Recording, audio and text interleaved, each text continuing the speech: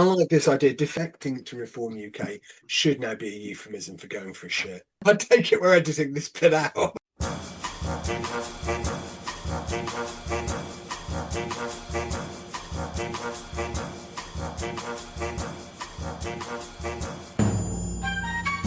Hello and welcome again to Everything's Fine, probably your weekly antidote to the bad news and existential dread that most other news outlets like to deliver to you.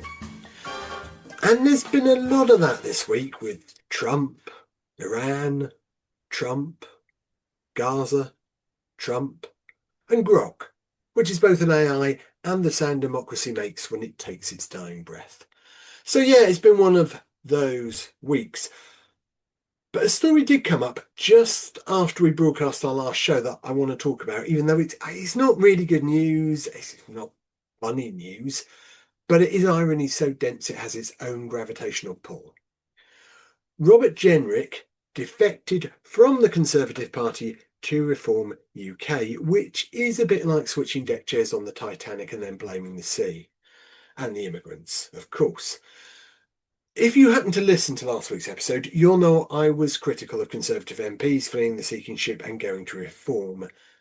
And then immediately another one does it. If you're not familiar with Robert Jenrick, he was the man who failed to become leader of the ailing political party a little over a year ago, before settling into the new shadow cabinet. Now, I'm sure Jenrick's defection was purely down to his strongly held political convictions and had nothing to do with Reform polling miles ahead of the Tories. I mean, I'm not suggesting that Robert Jenrick has no political convictions and's only out to further his own career. I'm only suggesting that if you were a jobbing politician with no political convictions, then you might behave exactly like Robert Jenrick. A reason that Jenrick gave for defecting to Reform was that he didn't trust the Conservative Party on immigration. Well, that's a one in the eye for the Conservatives' immigration minister, who was, up until Jenrick left the party, Robert Jenrick. That's right, he didn't trust the immigration minister, who was him, which is less a political argument and more a cry for help. Now, I'm not saying that Robert Jenrick is an idiot. I'm only suggesting that if your political judgment includes "I can't trust myself," then you probably are an idiot. Or maybe a liar. Either way, HR will be wanting a word. And on that topic, you might remember that Robert Jenrick came up when we did our immigration special, when we pointed out that he was, how can I put this nicely, treating immigration statistics like a choose-your-own-adventure book to make them appeal to a certain section of the electorate. Now, I want to make it clear, I'm not suggesting that Robert Jenrick deliberately misled people about immigration. I'm only suggesting that if you're an actor preparing to play the role of the kind of person who wanted to weaponise immigration and stir up racial hatred to further your own political aims, then you might want to look at the behaviour of Robert Jenrick to help you get into character. Anyway, if you think Robert Jenrick sounds like the kind of guy you'd like to see in a position of significant political power in the future, you'll need to vote Reform UK at the next election. And as an added bonus, you'll have your human rights and provision of free healthcare at point of treatment removed. But if you have any doubts about Reform UK, and especially their leader, Nigel Farage, then you're not alone. As early as September last year, no less a man than Robert Jenrick was quoted in the London Economic as saying, "I don't think Nigel Farage is the kind of bloke you want to have running your kids' schools or running your local hospital, or trust with your savings, your pension, your small business. I'm not sure Nigel thinks he's the right person to do that himself." Wow, that's either an extraordinary change of heart or the sound of a man sprinting after a polling graph. Now, it probably won't surprise you to hear that Robert Jenrick describes himself as anti-woke, which is political shorthand for deeply upset by the idea of people being nice to one another. So he'd really hate tonight's episode, where very shortly we'll be talking to Emily Hamilton about Quins Pride, the first club rugby LGBTQ plus supporters group. But before we bring Emily in, let's bring in my co-presenters for this week. It's Stu and Gemma. How are we both? Good evening. Is this the same Robert Jenrick who in 2023 was the immigration minister who ordered that murals of cartoon characters in a reception centre for child asylum seekers be painted over for being too welcoming? Yeah, it's funny you should mention that, Stuart. It is exactly the same Robert Jenrick. Yes, Do you know what absolutely. Nigel Farage said at the time about that incident? Um, I do actually, but go on, Stu. Tell us, tell us. He said it was mean. Did Nigel Farage thought that was mean? Is this the same Robert Jenrick who granted permission for a £1 billion property deal to Richard Desmond of the porn empire? Was this the same Jenrick who approved that, who took a £12,000 donation to the Tory party and then I, overturned his own permission, admitting it was unlawful due to I, apparent bias? I believe it might well be. Yeah, Because yeah. when he's gone to reform on the radio, he did say he wasn't doing it for himself; he was doing it for the people. He's doing it for the kids. Well, for the people, he's doing it for us. Oh, that's lovely. That's lovely. What a big-hearted fellow he turned out to be. He did. Hi, Gemma. How did you both manage, Jim? How did you manage your way through Blue Monday? By drinking copious amounts of chamomile tea. Okay, okay. I'm not sure that's like a. So, what's chamomile tea? What's it? Is that a grass? Chamomile tea. What is it? Flowers? What? I've never had it. What is this? You've never had chamomile tea? No. What's it for? Is it good for you? It's for calming you. Okay. Rest and relaxation. It's not like a proper cup of tea then. Do you put milk in this? No. Oh, I mean, mind That you, I that don't would put milk in any tea, so I'm not really the person to ask. We do know Blue Monday's made up, don't we? It was like a PR campaign in the 1980s. It's a load of nonsense. was it made up by New Order to promote their forthcoming single? Well, it wasn't. It was set up by a PR company to sell more holidays. This is the time of year when people traditionally book their summer holiday when it's cold and dark and so on. So the whole Blue Monday thing was invented to coincide with that. Ooh. So we should all just ignore it. I mean, I did, to be fair. I can't say I enjoyed it significantly less than any other Monday. I mean, Monday's Monday, isn't it? They're all blue. They're all Blue Monday, aren't they? But we did have a good Sunday, and we're going to talk about this later in the show. Quins won. What a triumph, Jim! Quins did win, and we won well, giving us a home tie in the next round of the Champions Cup. So we're all very excited about that. On that topic, of course, we bought our tickets. We're all off to big summer kickoff again this year. So that'll be fun. And that is all four of the pod crowd amongst a few others. So, yeah, well, Perfect. put up a few photos as we get going on that. So regarding Trump, because you mentioned Trump, I think we just get bored. Yeah, I've got nothing more to say on him. Well, actually, the only thing I can say about Trump, which I do think is really interesting, I don't think we've ever seen anyone try to simultaneously start a civil war and a world war whilst at the same time begging for a peace prize. Yeah, did you see he sent a letter to the Norwegian Prime Minister saying, this was hilarious. Saying, I've stopped 8 wars, I should have the Peace Prize. And the Norwegian Prime Minister said, doesn't work like that. I don't give the Peace Prize that. It goes through the voting committee and the board. So he said, all right, I'll invade Greenland then. It's basically this thing of, well, as I haven't got a peace prize, I'm not really obliged to do peace, am I? So I'll just invade Greenland. Jesus Christ. I think the European leaders have got his measure now, and this is how you deal with a narcissist and a bully, is just to let it play out. Let him shout and scream and threaten and so on, and let's actually see what he does. Don't react. Let's just see. So in the same way you deal with the tantruming child, then? Well, sure, because it is, isn't it? We're dealing with the same thing, aren't we? Yeah, absolutely identical. Now, just one thing I would like to mention just before we move on to the Quins stuff. That whole intro about Robert Jenrick. So I wrote that on Saturday, but the Conservatives are actually defecting to Reform UK quicker than we can record this podcast. And by Sunday, another one was gone. So that latest political comedian, his name is Andrew Rossendale, former Shadow Minister and MP for Romford. His reasons for defecting were, and I quote, irreparably bound to the mistakes of previous governments and not willing to take meaningful accountability for poor decisions. So it's taken this latest political heavyweight 25 years of being in the Tory party to work that out.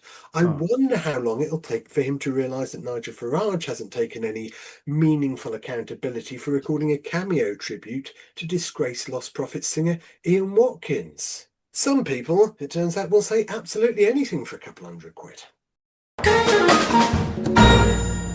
Okay, but let's move on from people who only ever write their principles in pencil to people who actually live theirs. Regular listeners will be used to the fact that we like to talk about rugby and that we especially like to talk about our beloved Harlequins Rugby Club. So this week's episode is about Quins Pride, the LGBTQ plus supporters group connected to Harlequins. It's about community, visibility, and this radical idea that you should be allowed to enjoy sport without pretending to be someone else. And crucially, it's about rugby proving that it can move into the 21st century without bursting into flames. So we're joined by Emily Hamilton, the co-chair of Quins Pride. Emily, welcome to Everything's Fine Probably. Thank you very much for joining us. Yeah, it's a real pleasure. Thanks for having me. Oh, not at all. Not been the greatest season so far. That's one way of putting it. I think it's fair to say, but a good couple of weekends. We have picked up the pace a little bit, which is nice for a whole load of reasons, isn't it? It's nice to see them playing well. It's nice to see some of the comment sections calm down a little bit on the old socials. So that's been quite nice. Yeah, hopefully we can go into the weekend. Well, I was saying before we came on, I've now convinced myself that undoubtedly we will win on Saturday against Tigers. So I can't wait for that to come back and bite me on the backside. No, it'll be fine. Just edit after the event. It doesn't. Yeah.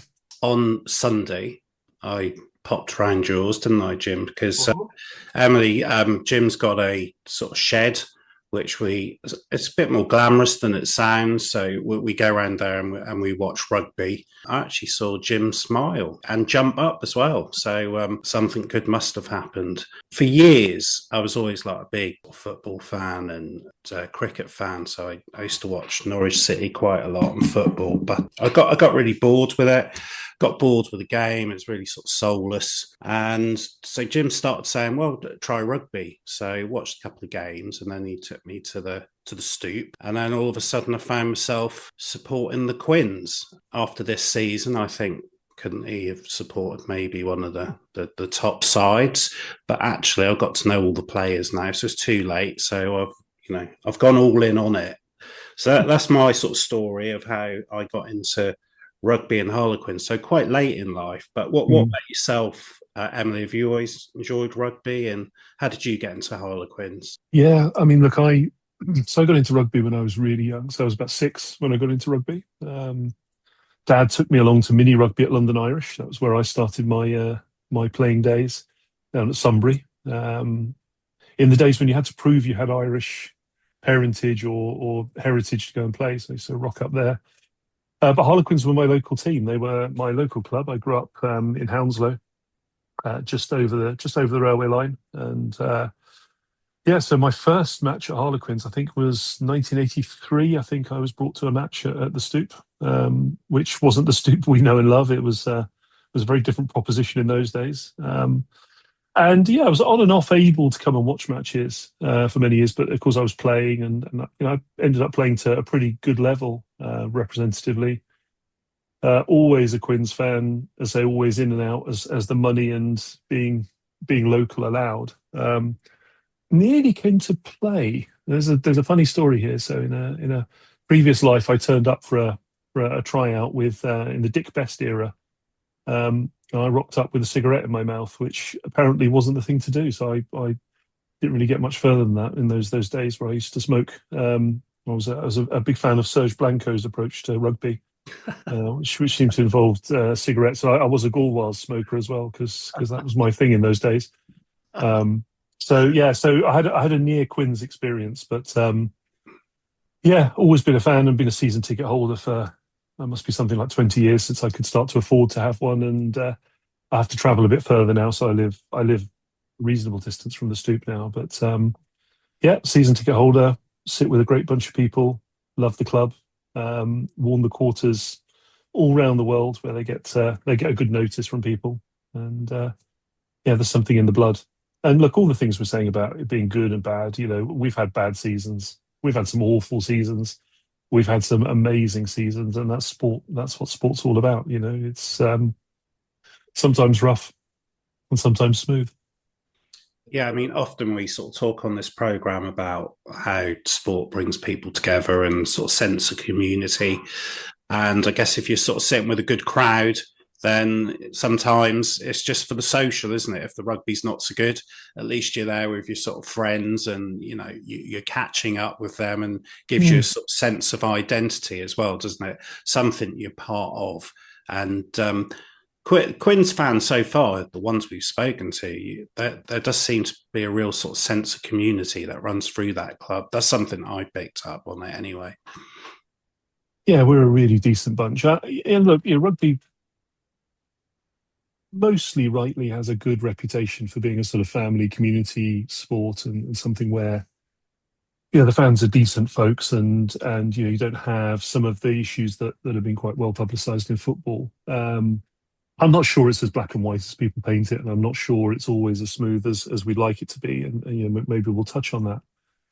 But yeah, you're right, and I think particularly if you have a season ticket, or if you always sit in the same sort of place, you get to know those people. You get to know the person who's always chirping at the referee and getting it wrong. You get to know the guy who's trying to impress his girlfriend in the row behind, who doesn't know the laws of the game, and you just want to turn around and say, "Look, girl, red flag, walk away. This guy's selling you a pup here." Yeah. You get to know the people who sit in front of you, who just are there week in, week out, no matter what. And yeah, it is a family, it is a community, and it's I don't know, it's a bit of home, right? My seat E193, that's part of my home, right? I've been shining that seat with my bottom for the last 20 odd years. I feel very proprietorial. If I see that, if there are other games played there, like an international or something, and somebody's that's my seat. You're in my seat. Yeah, for sure. I mean, you said you used to play rugby. What was your position? Where did you used to play? Well, here's the thing, and it's a really rubbish thing to be a girl. I'm 6'7" tall, right? So, which is really appalling. And there's only one position you're going to play when you're 6'7", and that's second row. So I was an ungainly lock in the second row. I was very good in the line out. I was absolutely appalling at everything else, really. Actually, when it came down to it, I had a wonky run. I didn't score many tries. I scored 3 tries in 20-something seasons. But yeah, I was pretty good at pushing in the scrum, and I was pretty good at line outs. When I was at school, though, the PE teacher there, he always used to say, rugby's the game anyone can play, because it's all down to different shapes and different sizes and so on and so forth. I mean, the modern game, they're elite athletes, but that hasn't always been the case. You talked about your Dick Bests and smoking cigarettes and so on. So the game's come a long way, hasn't it? But I still think it is open to everyone, isn't it? That's the good thing about rugby. Yes and no. I mean that comes to the heart of of Quins Pride. It was a game for everyone in all shapes and sizes and all bodies, until a couple of years ago, 3 years ago, when the RFU, and then followed by the other home unions, banned trans women, largely trans women, but impacted trans men from playing as well. So while there's a lot of talk about it being a game for all shapes and sizes and all bodies, some bodies are not considered to be part of that mission. So that's a problem. Let's move on to talk about Quins Pride. So for people who haven't come across Quins Pride before, what is it? How did it actually all come about, Emily? Yeah, so Quins Pride, there were a group of us way back in 2020. Well, actually, it was 2019. So it was 2019, 2020, just round about when the pandemic kicked off, which was a wonderful time for everybody. We were talking about the Pride matches that Quins had just started. So we had our first Pride match back in 2019, for those of you who can remember, in the teeth of a hurricane. First club in Premiership Rugby to do anything like that. So the first club to really step up and say, we're going to have a Pride game. Something we've seen actually in other sports in other countries, but it's the first time we'd done something like that. And it was the club sort of reaching out to a few queer fans who'd made themselves known. Can we do some activation work? Can we sort of interview you for the next Pride match? Can we get involved? And there were a couple of us who said it would be really good if we had an LGBTQIA supporters association and really to get together. It's something that nearly every Premiership football club has, nearly every Championship football club has. And yet not one single professional rugby club has got an LGBTQIA plus supporters association. So we came together, we thought that was a good idea. We in typical queer people fashion, we sort of bumbled around, not really getting ourselves organised for quite a long time. And then I got annoyed and sort of wrote up a sort of plan and said, look, this is what I think it should be and this is what we could be. And then a few other guys got involved and we basically set ourselves up. And with a really important thing about Quins Pride was we wanted to be part of the Quins family, but independent. We wanted to make sure we were able to hold a mirror up to the club and not be beholden to the club. So we're not funded by Harlequins. We're not, I don't work for Laurie, the CEO of Harlequins. I'm able to say to Laurie, if I think something's wrong or if I think we're not hitting the mark or we're not authentic, and that's really crucial, authenticity within the game, we're able to say that. So, really, really proud to be the founding chair. Great small committee. And it was all about us saying that some work has been done around queer people on the pitch. Not enough, because you tell me how many queer players there are in the Prem, right? And we know they're there, right? We know just by the law of averages the numbers are there, but yeah. they're not happy to come out. But actually, we were thinking much more from the supporter experience perspective. Although people might not feel it, it is a really big thing to be out visibly queer, particularly in a sports environment, and particularly one where drink is taken. Because that can often lower people's inhibitions to say things that they might not otherwise say. So we wanted to create something that said, this is a safe place for you. This is your place. This is your club as well. And this is somewhere that is welcoming to everybody. So that was the crux of where we came from. And it's kind of evolved a bit from there. And we've sort of worked on it over the years. I saw that research tied to inclusion initiatives. Some rugby players reported hearing derogatory slurs in training environments. A study found 69% of male rugby players had recently heard slurs like fag or dyke in the sport. And Harlequins players and ambassadors have spoken publicly about the importance of visibility, allyship, creating environments where everyone feels part of the game. How does Quins Pride support people dealing with some of these broader cultural issues in rugby? I mean, a lot of it is about visibility. A lot of it's about standing up and saying, look, we're here. This is our place too. This is not somewhere you can exclude us from. And you're right. Okay. We talk about rugby crowds and how great rugby crowds are and how wonderful it is. And we all put on our red trousers and give each other a hug. And, we're wonderful to each other. But I've heard racism shouted from the terraces. I've heard homophobia shouted. I've heard sexism, misogyny shouted. I've heard ableism shouted. The difference with us and football is that football tends to get the bad rap when it's chanting. So it becomes almost a community issue. It becomes something which is very visible. It's very, very obvious. And we got some great links with some of our football friends in London clubs, particularly over at Chelsea, who've really faced into some of that. But what you find with rugby is individuals, drink has been taken, people shouting out, and there was no pushback on that. So where do we get involved? We've got involved with such initiatives as if you are a Quins fan and you've been to the Stoop, you'll notice little QR codes appeared on the back of seats and in the bars, which if you see or hear things which are not appropriate, and it doesn't have to be LGBT related, it can be any sort of discrimination, any sort of ill behaviour. We help the club to set that up, that you can now scan that on your phone and report to a steward and get a steward involved and get that situation closed down before it becomes out of hand. It's things like that where we can help to support the club about what's right, what's not right. And also just, again, I used the word authenticity. It's very easy for clubs to sort of say, yay, pride, right? Every year you will notice at various points in the calendar, and I don't want to knock them for this. It's, I know why they're doing it, but you'll see all the other Prem clubs will have a picture of one of their players at the big stoop at Twickenham saying equality is important or diversity is important, and they might be holding up a rainbow ball or something. And everyone knows what happens is at the start of the season, so in August, early September, every club sends a couple of their players up to HQ, and they just do a series of photo shoots. So, right, can you take a picture with the trophy? Now, can you take a picture looking happy with the trophy? Can you take a picture looking sad with the trophy? Can you take a picture celebrating? Can you take a picture looking angry? Can you take a picture for Black History Month? Can you take a picture for Pride Month? And I know why we're doing it. And it's important that you start to think in this way, but actually there's so little authenticity in that. And I think where Quins have been very different is it has come from below. It's come from grassroots. It's come from the team. And we've really pushed back against stereotyping. So ideas come up and again, it's okay, but people say, oh yeah, can we have a drag queen deliver the ball? And we said, no, let's not have a drag queen deliver the ball. You know, it's not what it's about. Or can the players run out to YMCA? It's a bit cliched, you know, so we set the music and we sort of choose a whole load of queer anthems that LGBT people would recognise and are celebratory of. So again, it's that level of authenticity that shines out from us and that we want other clubs to sort of pick up on. So from a culture perspective, that's where we're driving it, is making it real, relevant, and authentic. I'm going to say authentic. If you just put a penny in the box every time I say authentic, and we'll have a pint by the end of it. Well, I think in the business world, speaking to gay friends I've got, they're saying over the last sort of decade, there's been a lot of pride washing, hasn't there?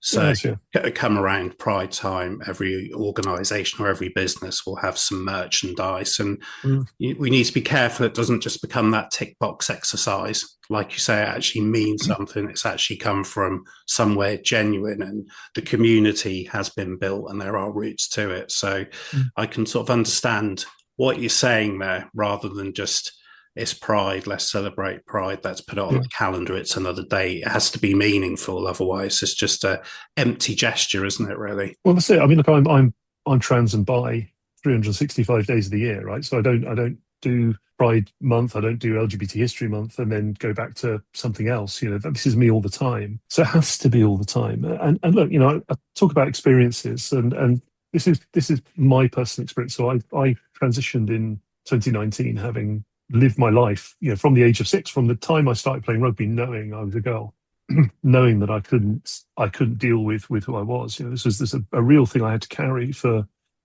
more years than I want to think about. You know, and I had 2 attempts to end my own life. You know, and the last one of those was in 2019. And that was the catalyst. It was like, I can't keep doing this. You know, I'm nothing if not a learner. You know, I knew that a third time would not end well. So the experience with the club was with 2 things, right? If you've got a season ticket, it's got your name on it, right? And my name now is not the name I used to have, you know, funnily enough. And one of the things I had to do with many things is phone the club and say, look, I need to change the name on my season ticket. Okay, what are you changing? Yeah, it's Emily Hamilton. And they were brilliant. They were absolutely fantastic. You know, some of the organisations I changed my name with, it was a real pain, but the club couldn't have been better. And that was the first sign for me that there was something deeper than just, it's going to be, you know, a bit of pride washing or whatever it is. But my first match back at the Stoop, and the pandemic really put a spanner in the works, because of course none of us were watching any matches at the Stoop through that season. But my first match back, I came back in, and I wasn't in my proper seat because of course it was first match post-pandemic, so we were all in those, you know, bubble seats where you were 2 people and there was a gap and everything else. But the first time I walked back as myself, I park in the car park over at Twickenham Stadium, so you cross the sort of A316 over the bridge. That walk, which is, you know, quite famous for anyone who's a Quins fan, we all line the route as the players go to the big Stoop for the big matches. That walk was the most terrifying walk I've ever done. And I served in the army. I've served, you know, in places where people are shooting at you, but I was more terrified walking over that bridge and walking into the Stoop, not knowing how I'd be responded to. I'm very visibly queer, you know, I sound very tall, very broad. I didn't know how that was going to go, and it was okay, right? Everyone was fab, but that level of uncertainty is something that visibly queer people will carry with them. That, you know, if they want to come with their partner, if they want to, you know, your instinct, if you're there with a partner and we win, which is nice when we do win, is to jump up and hug your partner and to celebrate and to, you know, you win big, you want to give the big hug. You know, you might even give your partner a kiss, you know, on those moments. A heterosexual person isn't thinking anything about that. The guy sitting behind me talking to his girlfriend isn't thinking anything about that. He's just talking about, you know, whatever his interpretation of the laws was and getting on with it. But for a queer couple, that's a really big thing. You know, for a visibly trans person, that's a really big thing. And we wanted to lessen that level of fear. We wanted to make it so people didn't feel that way. that, we've got a presence at the Stoop at every home match. We're in the Robshaw bar. We at our expense. So we've had some sponsorship through one of the companies that my vice chair runs, and I've personally put a lot of money in. We give away rainbow laces to people so they can demonstrate that value. We had some very limited edition car stickers, which I think I'll do a few more of those.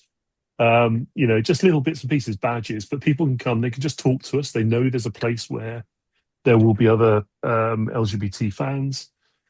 And it's just, again, that little bit of real estate that says, don't be frightened, don't be worried. And we say to people, if you want us to come and meet you at the station and walk in with you, if you want us to meet you at your car and walk across the 316, we'll do that. We'll walk in with you. That for me, that was the difference, was actually people knowing that that's there. And I know that every match we have at least one interaction with somebody, which is important, whether it be with the mother of a girl who'd just come out as a lesbian, and she came to us and wanted to get some laces to show her daughter that she was, accepting, and that her daughter was loved and part of the family. The guy who coaches a girls' team who wanted laces for the girls because he wanted to reiterate to them that he wanted to be inclusive. The people who come up and all these people who keep coming up to me saying, I'm a stale white heterosexual guy, but I think you're doing really well. It's like, don't worry, you don't have to tell me you're stale white and heterosexual. I can see that. That's really obvious, right? Ditch the red trousers. They're very passé. But it's lovely that you're there for us, right? That bit we really love. Come up and tell us that you're with us, and come up and tell us that you're supportive of us. Those things make it really worthwhile for us, because at the moment, particularly at the moment, things are getting worse. They're getting much, much worse, particularly for the trans community. Those are moments of light. Those are moments of joy. Jack, who's my vice chair, many of you will know Jack. You'll certainly have heard Jack. He was out at La Rochelle, at the weekend, and he had people coming up to him there and saying, stick with it, stay with it. We know it's hard. We know you're getting bashed about. We see in the comment sections, but we really support you. And you're seeing people in the Pride jerseys. Only club that's ever done a Pride jersey.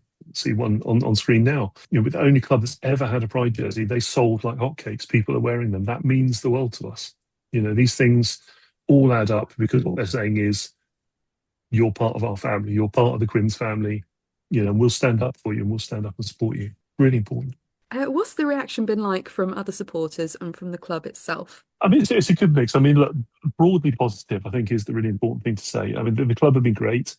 We've had our moments. I'm not gonna sugarcoat it. I mean, there have been moments where we've picked the club up on things that have happened. We've had to sort of set them a little bit back on the authenticity train. We've had to make sure that we're thinking about real LGBT people, not the caricatures that they would otherwise see.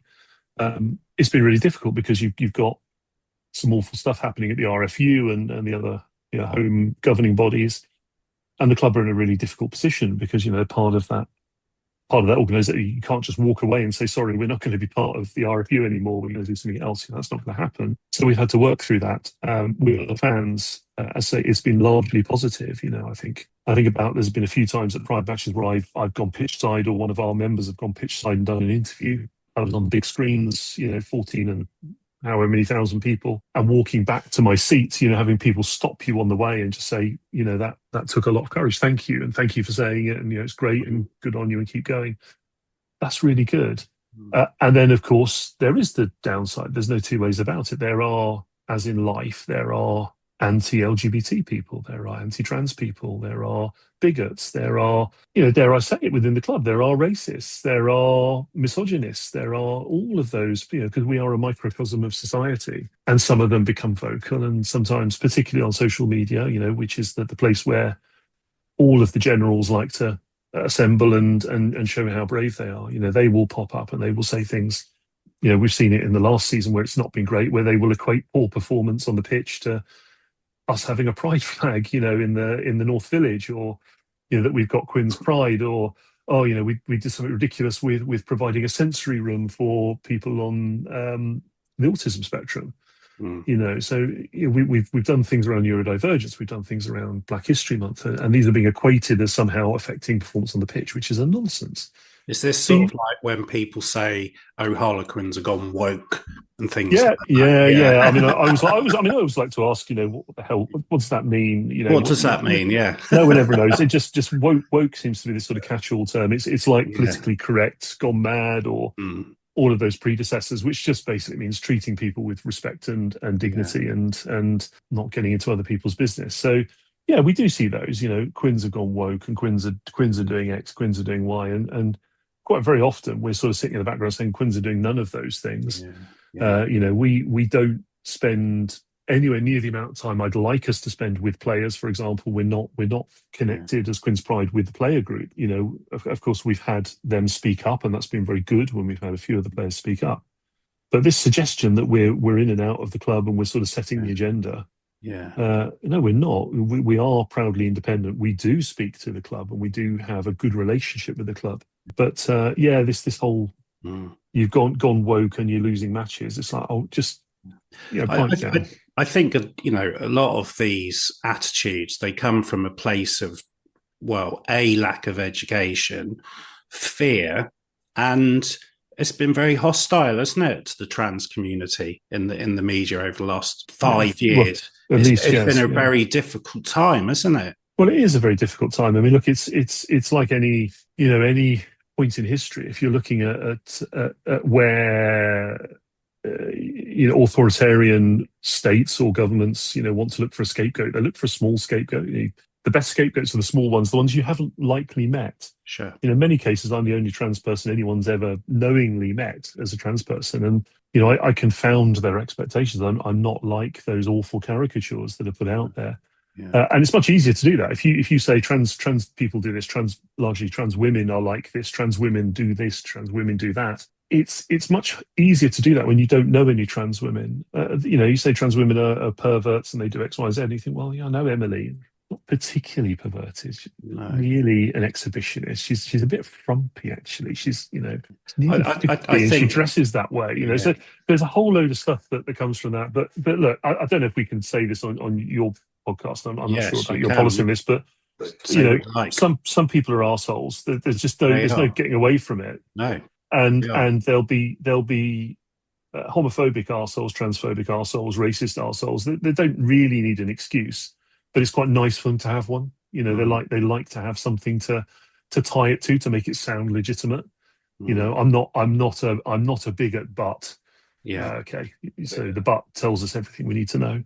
But I think the amount of effort and energy put at the trans community for such a small community, because I think the last census is, what is it, 0.5% of the population? It's about half. We think globally. I mean, the problem with the census is that the bigots got involved and tried to have all of the attempts to actually properly measure us thrown out, which is a pain, because of course that's how we start to do things like funding healthcare and support services. Yeah, but global efforts think the number is somewhere around 0.5%, of which half of those are roughly trans women. So it's 0.5% are the people who are vilified the most. And for trans men, and let's not forget trans men and non-binary people, but trans men, they just get forgotten. They just get infantilized, and actually there's a big dose of misogyny in that, right? So they're seen as silly women who don't know what they're doing, and are trying to get away from that, and that's profoundly insulting. As if you know any trans men, if you've ever had the privilege of meeting some trans men, they are sorry to say it, but they are the best of men. They are all the masculinity without the toxicity. They are really fine people. Now, not every one of them, because you know what? Even some trans people are assholes. There are a few. I've met them. Yeah. We have them in our community too. But we've got to call it out. Got to speak about it. But yeah, it's not. I give a lot of talks about the sort of trans experience of the trans community. I have another gay job on top of my day job where I do that. And the reality is you can try and apply logic to the argument, but it's not a logical argument. It's not designed to be logical. We did the logic years and years ago where we depathologized being trans, where we went through that process of explaining, just some people are trans. That is just how it is. And unfortunately, what we're trying to do now, or what society and certain governments are trying to do, is to repathologize and to put us back in a box. And actually, it's it's a denial of personal autonomy, bodily autonomy, and trans people are just the first lever. You know, we've seen a few court cases recently where sort of ultra religious groups are sort of funding some of these cases. They're the same people who are funding anti-abortion cases. So talking about bodily autonomy for women, they are the same people who are funding rollbacks of interracial marriage in the US. So a lot of these things are interconnected, and just trans people, we're just quite a useful bogeyman. So I would just say to people, if you are a Quins fan, do come into the Rob Shaw bar and see how boring I really am. I don't drink, don't even vape anymore. You know, I'm just like the most boring middle-aged woman trying to get through life without having a hormonal disaster, because we have hormonal disasters just like all of the other women of a certain age. You'll see that I'm nothing like the caricatures. Okay, so if I was to come to a Pride event or come on Pride match day, Jim's reliably and told me that Harlequins hosted the first ever Pride game in professional rugby union. If I came along on that day, what would be happening? What would I experience? What kind of things are getting involved? Obviously, as you on the pitch, talking and being displayed on a big scoreboard. So you've come a long way from walking from your car across the road to being interviewed on the pitch. What kind of things will we see? Is it a fun day? Is it an awareness day, or is it all of those things? It's all of those things. And look, I just want to say as well, we are the only club to do a Pride match. You know, this is the embarrassing thing. After all these years, we're the first and still the only globally professional rugby union club to do this stuff. Which actually I'm really proud we're first. I'm ashamed we're the only. But yeah, what do you see? It's going to be fun. Absolutely, it's fun. It's going to be informative. Yes, it's all of those things. You will see us coming out of our Rob Shaw bar environment. You know, so we come out into the North Village because we try to get the Pride match at a time nearer to the end of the season when it's a bit warmer, because Pride really is not, and we had to tell the Prem this a few years ago, Pride is not a Friday night in January when it's peeing with rain or sleet inside. That is not the time for Pride. Pride is about being visible and being outside. And so we tend to be outside. You will see us, our members, me being interviewed. We get involved with Quins Live with our friend Dave Rogers, who's been a real big friend to Quins. So Dave hosts quite a lot of our sort of broadcast and public facing events. We've had, we do this with the women's team as well. So this is not just about the men. This is about our work with the women's team. So when we have the women's match, we've got on the pitch in those giant hamster balls and had races with our friends at King's Cross Steelers, who are our partner club, our IGR International Gay Rugby partner club. So we get involved with them as well. So yeah, what you'll see is people being openly supportive of inclusion, openly supportive of the LGBTQIA community. It's about being part of the family as well. So what we're wanting to do, and for any of you who are of a certain age, and look, I'm just going to make some judgments here. We're all of a certain age, right? Yeah. Oh, yeah. I'm sitting here. We started the show talking about Just for Men. I'm sitting here with my Clairol root touch up that I need to do later on. Yeah. Let's live with that. Can I borrow some of that? You can. You might need a few boxes. Not being rude or anything, but it is only for the roots. You might need a bigger packet. But we're all of a certain age, and you'll remember what it was like. I mean, it's bad now. It's getting worse. But in the 80s, the 90s, why didn't I come out from the age of 6, which was 82, to my final coming out, which was at the age of 43? It's a long time. I don't think you could, though, could you? You got to think back to 82. That was very right. I tried in 87 to come out, and I was conversion therapied by a doctor. Yeah. So that's where somebody tries to change your sexuality or gender identity. Yeah. I tried to come out after I left the army in the late 90s and was abused and embarrassed by a work colleague, which ended up with my first attempt to take my own life in London. If you think about those years where it was such a taboo, it was something you didn't show the children. One of the things about the Pride match is it's a family event. It's not sexualized. And this thing, it's like Pride, it's all about sex. Well, it's nothing about sex. It's actually about humans. It's about people. Yeah. It's about, if you see 2 women or 2 men holding hands, that's because they love each other. That's because they're coming to rugby because they love rugby. They love each other, and they don't want to compromise on either of those things. I think when we keep coming down, to the argument, it's always that base thing, isn't it? It's always about sex and toilets. And so, I mean, you don't go up to like a straight couple, do you? And sort of say, oh, did you have sex last night? Well, excuse me, just sort of going out for a meal. There's no reason it should be sexualized, is it? Well, there isn't. I mean, look, and this is part of the problem with bigotries is, a lot of the questions that are posed to people like myself are, however roundabout they are, all come down to what's inside your knickers. It's a really bizarre thing to ask somebody. It really is. Hi, nice to meet you. Have you got what's in your underpants? Yeah, I can think of better opening gambits. Maybe talk about our performance in the Champions Cup. That's going to get you much further than asking about people's genitalia.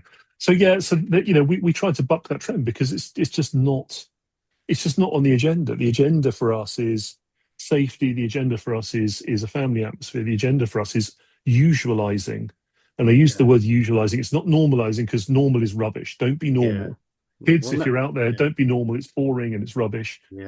Usualizing, seeing trans people, seeing gay people, seeing lesbian people, seeing queer people out and about. That's what it's all about. Because look at where we are. We're in West London, right? We're in a massively diverse city. I ask a question, right? Where are the queer people on the pitch in rugby? Don't know where they are. Where we are in West London, where are the brown and black people on the pitch?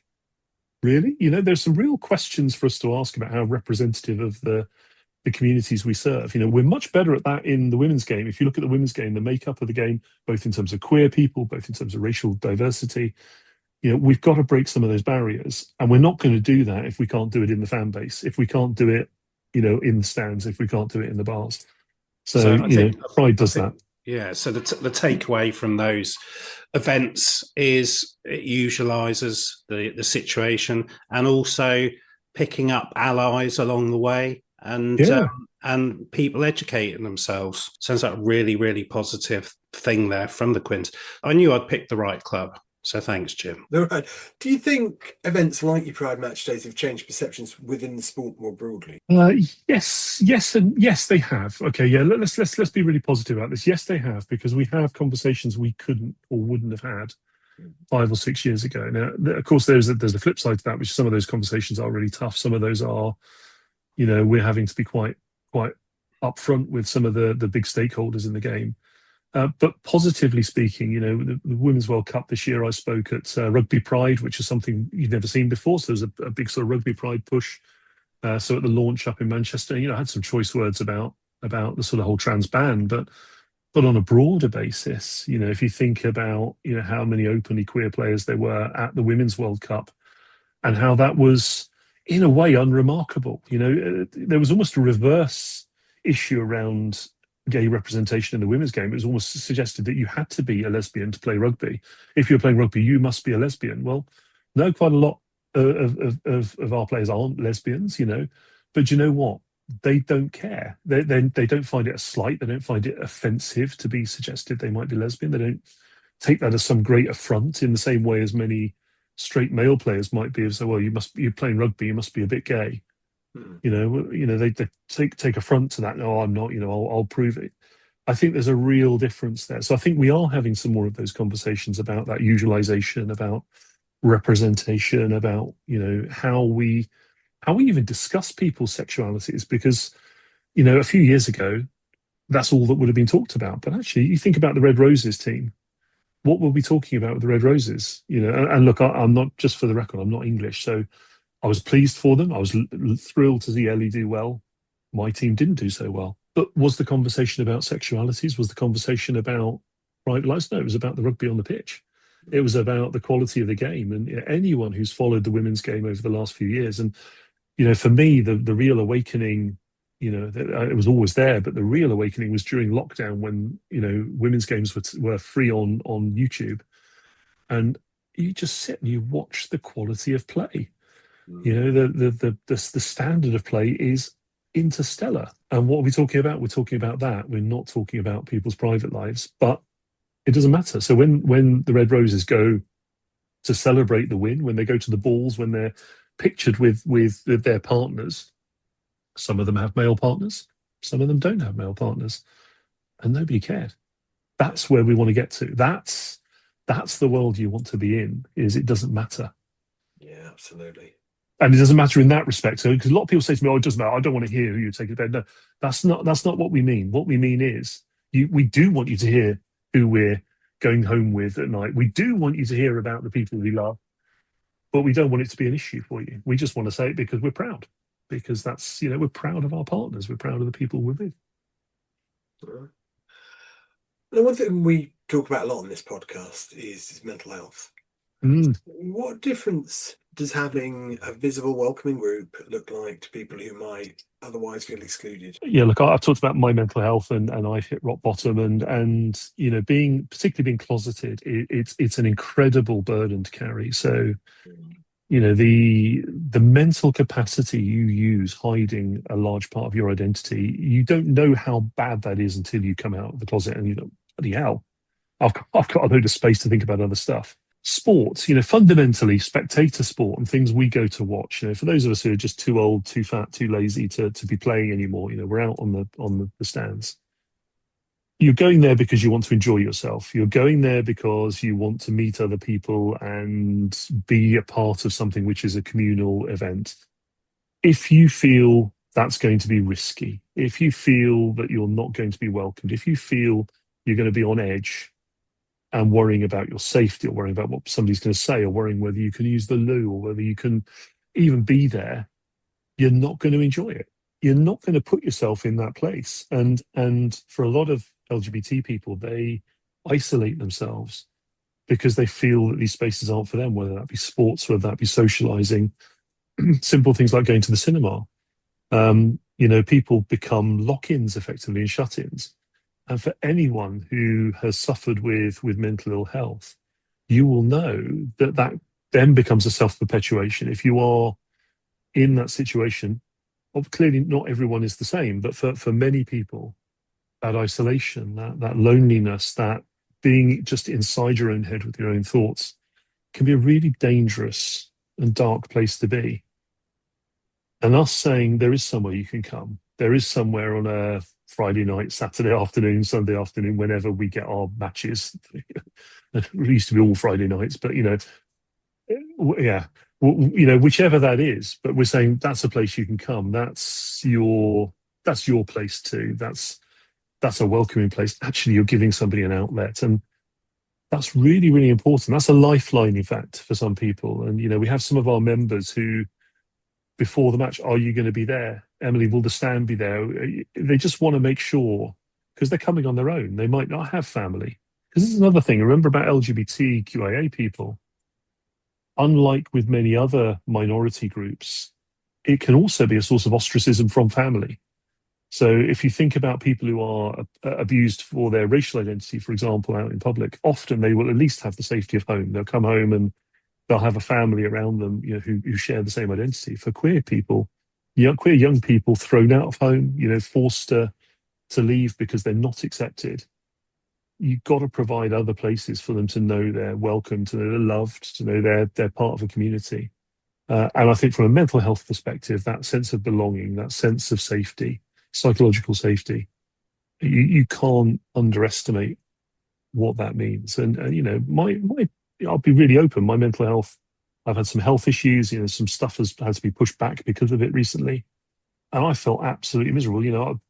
I'll give you the appalling truth is that today is the first day for 3 weeks that I've washed my hair, which is disgusting. It was absolutely vile, but that is part of the way my mental health treats me, is that self-care goes out the window. And I have washed it today. We're not in person, so you don't get the pleasure of my beautiful hair serum, which smells divine. Doing those sorts of things, these are key things for getting me back out of my hole. And part of those is because I want to go and see a rugby match, because I want to go out and I want to see my friends. And I'm not going to put them through sitting next to me, dripping hair oil onto them and stinking. That's yeah, got some sort of self-respect. Yeah. So you've outlined what success looks like for Quins Pride in 5 years' time, where you're trying to get to. Gemma, I think you've got a question about young supporters. I have. What's your message for LGBTQ LGBTQ plus young people who might not feel welcome in sport right now?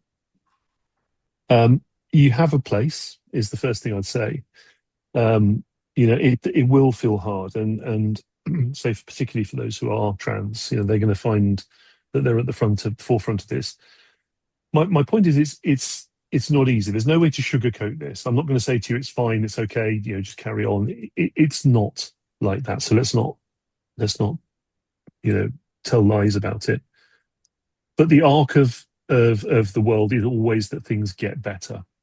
It's not always a straight line, but things always get better, because what is right is always what is right. And there are those of us who are using Clairol root touch up and are of riper years, as they say, who are fighting, who are being visible, who are in the boardrooms. We are in front of the people who make the difference in rugby, in other sports, in the wider society. And we will not stop fighting for you. We will not stop fighting to make sure you have a place where you can get involved. And all I would say is, life can be really, really tough, particularly when you're different.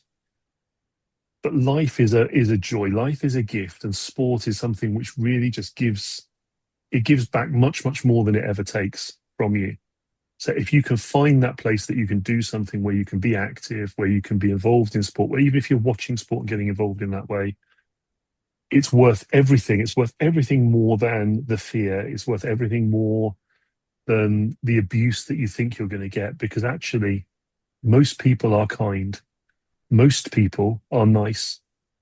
The problem with most people is they're also quite quiet. So just remember that the quiet people are there. They are nice. They are kind. There are a few really noisy bigots, but we're going to make sure we mobilise the quiet people. We mobilise the kind people. And look, Quins Pride, if you like rugby, if you like Harlequins, Quins Pride is there for you too. Come see us, and we'll tell you all the things you shouldn't do. If you don't want to end up with wonky knees and all of the things that we have as old crops. That's not really fair, because Jack's not even 40 yet, but he just walks around like he is. He's a young croc then. He is a young croc, yeah. He just looks like he's about 60.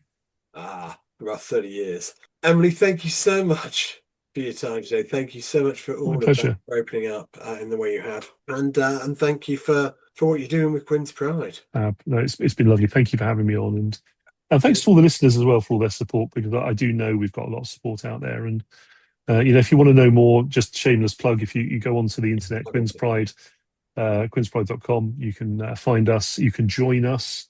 It doesn't cost you anything. We don't charge any subs. We don't want there to be any barriers. And you can learn more about what we do. You can join as an ally as well as. Of course you can. Absolutely, yeah. We're completely open. All you have to be saying, and actually I had this question: would you let anyone in? All you have to be saying is that you are supportive of the entire LGBTQIA community. We don't have people who pick and choose. That's the only criteria. Excellent. I have one more question. Totally not Quins related. Is it about 70s pop? I'm good on those. No, but I feel like you're going to be very good at this question, so it's all good.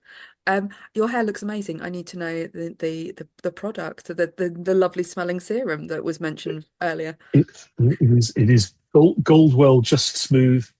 It smells divine. I was walking. I got it to my salon as I was walking back from my salon. A very gruff delivery driver with a generously shown bum cleavage admired the smell of my hair as I walked past, which I thought was probably the nicest compliment I'd ever had in my, at that point, 45 years. That was Emily Hamilton from Quins Pride, with a reminder that good news doesn't always have to be a headline. Sometimes it's just people deciding to make things better for each other. We started doing this podcast because the news has a habit of making everything feel enormous and hopeless. And then you hear something like that and you realise that goodness and hope and kindness can turn up wearing a scarf, meeting mates at a rugby ground, and making space for people who didn't used to feel welcome. Also, it's nice to be reminded that rugby, a sport built entirely around controlled violence and confusing laws, can also be about kindness and community. You don't have to love rugby, and you don't have to support Harlequins to love the idea behind Quins Pride. It's just people saying very simply, you belong here. And if more spaces did that, we'd all probably need this podcast a bit less. So if this week's been a lot, just take this as a small win. Something good is happening somewhere. People are looking out for each other and not just for themselves, which must be absolutely baffling to Robert Jenrick. We'll be back again next week, whether you like it or not, with more good news and snarky remarks about politicians. So thanks for listening. Thanks for supporting the podcast. If you can find a minute or two to like, to subscribe, to comment, to share, we'd really appreciate it. I was just waiting for Stu's US stats update because that's where that usually comes in. It does normally jump in just at that point I'm finishing. So that's why I thought I'd pause and give I wanted to bring that up, but I sort of restrained myself because, you know, Jim always says, you know, what about the local listeners? I love the local listeners, but hello, Virginia and California. That's all I'm going to say. Okay, good. Thanks, Stu. So until next time, take care of yourselves and each other. And remember that despite what you might hear to the contrary, that everything's fine. Probably.